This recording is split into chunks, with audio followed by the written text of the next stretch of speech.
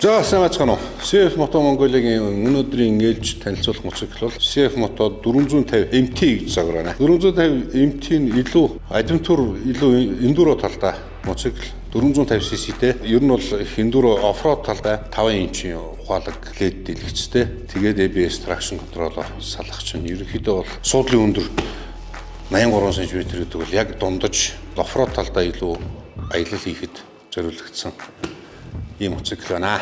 Жингийн хувьд бол үлдрийн хөр хажин 175 гэдэг бол за одоо тосмаас бензин нэмэгдээд ер нь 200 дөнгөж гарантай гэдэг бол яг шорон замаар явхад бол яг гой дундаж жинтэй. Хийгээсний хувьд бол хээр гадаа явж байхад гадна хийгээсний давуу тал болохоор нөхөмхөр хариалгаад тгээс суурхад заавал дугуй задлж яагаад авахгүйгээр хийгээсүүдээ тараагаад хийх ч юм уу те. Тэр тал дээр илүү их дэвшилтэд сүүлийн технологитой. За тэгээд хаврын өрн дулаан болж энэ моцикл унах цаг эхэллээ. 25 онд үйлдвэрлэгдсэн цоошин моцикл аваад хайрцагнаас нь задлаад ялгаруудыг улаад унцаагаарай.